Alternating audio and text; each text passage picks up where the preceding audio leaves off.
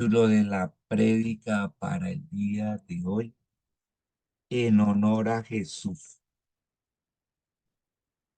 Y estamos allá en Juan, entramos a Juan al capítulo 12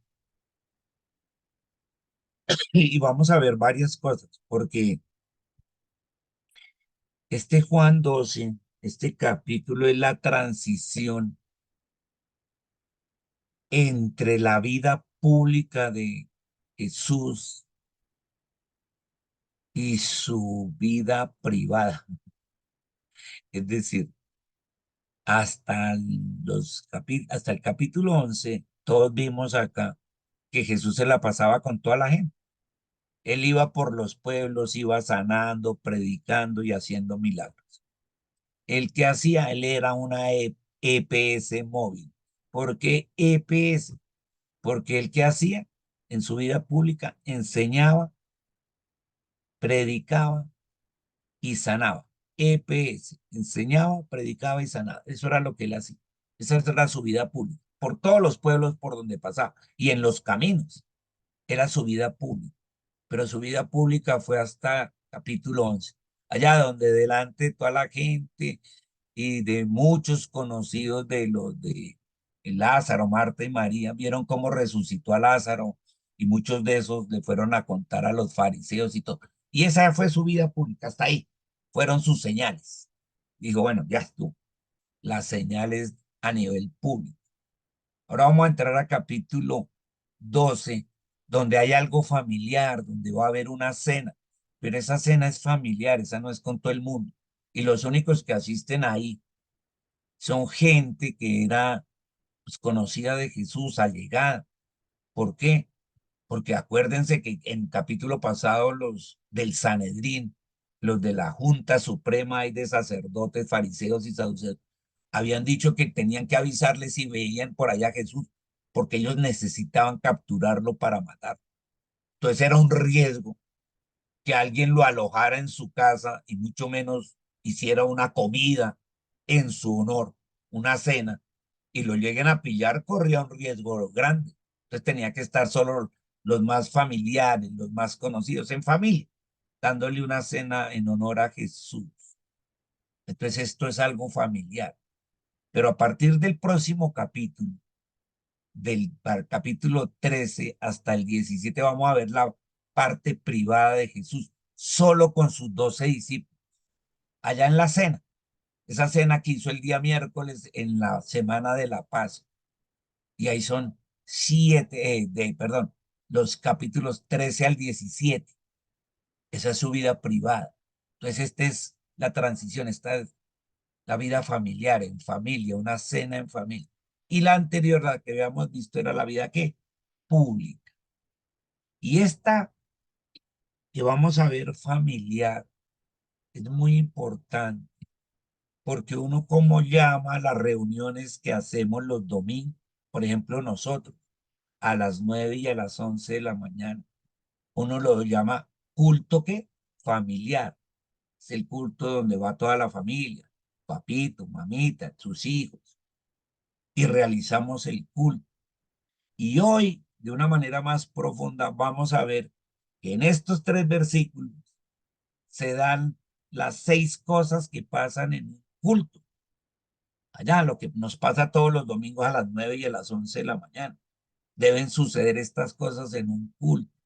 Primero, entendemos que un culto familiar se hace que en honor de Jesús. Los cultos, el culto es para honrarlo a Él. El centro es Cristo. ¿Por qué? Porque así lo quiso Papito Dios.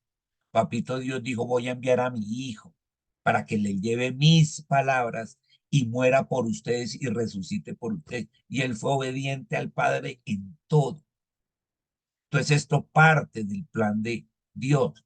Dios tenía en sus plan que estuviera la iglesia, que la iglesia se reuniera. A eso lo llamamos cultos. Y que los cultos se hicieran en honor al que hizo la obra redentora, que fue ¿quién? Jesús. Los cultos no son hechos para el hombre, ni para que nos agrade a nosotros, ni para que nos guste a nosotros. Los cultos familiares que se hacen los domingos es en honor de Jesús, como lo vemos acá. Y mire, vamos a ver las cosas que se deben dar también en un culto. Empecemos. Versículo 1. Dice allí, 6 días antes de la Pascua, Jesús llegó a Betania. ¿De dónde estaba? En Efraín, un pueblito ahí cerca al desierto. Y cuando iba a empezar la semana de Pascua, él llegó casi una semana antes. ¿A dónde llegó? Donde le gustaba llegar, donde Lázaro, Marta y María, porque a él le gustaba alojarse en la casa de ellos y esa casa quedaba en el pueblito que se llamaba Betania. Betania ya sabemos que daba ahí a 3 kilómetros de Jerusalén. Y vuelve y repite, ¿dónde vivía quién? Lázaro, el hombre al que Jesús había resucitado. Versículo 2. Allí hicieron una cena en honor de Jesús.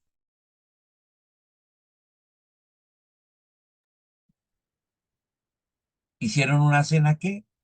En honor de Jesús. Lázaro estaba sentado a la mesa con él y Marta servía. Entonces hicieron una cena. ¿Quién? Una cena familiar en la casa de Lázaro.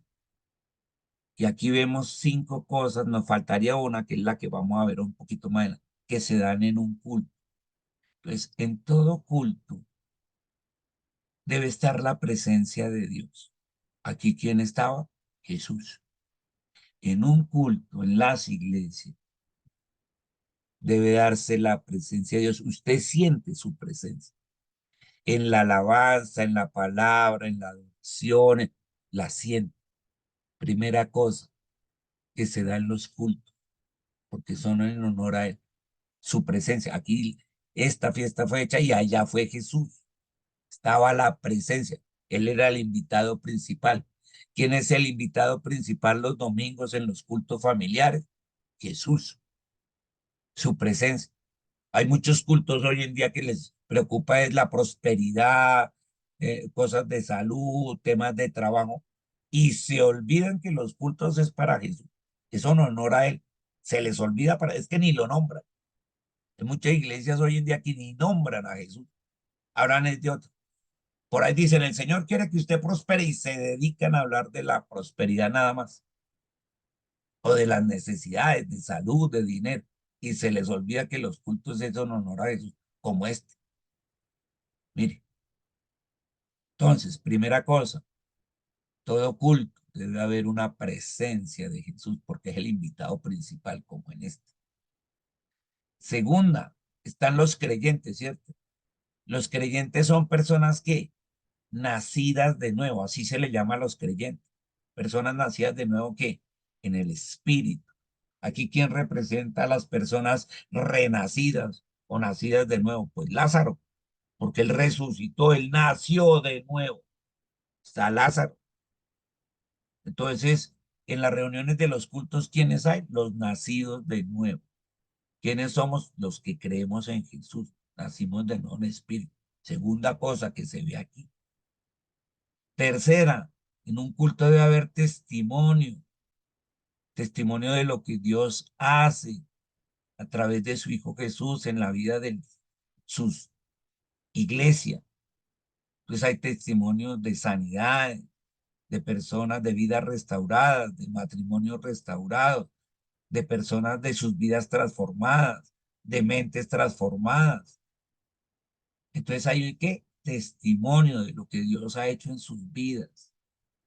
Entonces en una iglesia de sana doctrina también hay que testimonio de todas las transformaciones que Dios ha hecho a través de sus hijos. Entonces, tercera cosa que hay, testimonio. Cuarta cosa, hay comunión, porque todos están comiendo juntos. Aquí estaban sentados alrededor de la mesa, comiendo juntos. Uno que come todos los domingos en el culto, palabra, la palabra de Dios, y todos juntos en comunión. Tenemos que esa sed y hambre de Él, de saber su palabra para ponerla en práctica en mi vida. Entonces comemos juntos, hay comunión, todos comiendo la misma comida, así como aquí. Quinta cosa que hay, servicio. Dice que Marta servía. Ahí al final del capítulo 3 dice que Marta, ¿qué? Servía. Se nota que en los cultos también hay servicio, las maestras enseñándole a los niños, el servicio de cafetería, hay el servicio de la prédica, hay un pastor exponiendo la palabra, está sirviendo, hay una alabanza sirviéndole primeramente al Señor con la música, con las canciones y con los instrumentos. Están sirviéndole a Dios y sirviéndole también a la gente para que todos juntos cantemos al Señor. ¿Te das cuenta que ahí están todas esas cinco cosas? La presencia de Dios, de Jesús, los convertidos, los nacidos de nuevo, la comunión entre todos los creyentes, el testimonio, porque aquí había un resucitado, allá también hay testimonio en la iglesia, de personas sanadas, de vidas restauradas, el servicio, que estaba en Marta, servía, eso se tiene que dar en los cultos, porque es en honor a Él, por eso este es algo familiar, así como lo vemos acá, igual que un culto, algo familiar. Y lo más importante que debe haber en todo culto, ¿qué creen que sea lo más importante? La adoración. Y en esa, aquí el evangelista Juan toma todo un versículo y dice, entonces, porque todo este versículo es pura adoración, María, la hermana de Lázaro, tomó un frasco como de 1/2 litro de perfume de nardo puro. ¿Nardo qué?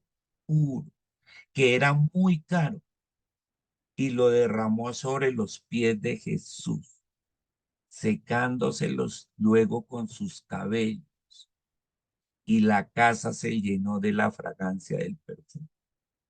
Esto es lo que debe ser la obra cúspide de todo culto que se realiza, que uno dé lo mejor que uno tiene.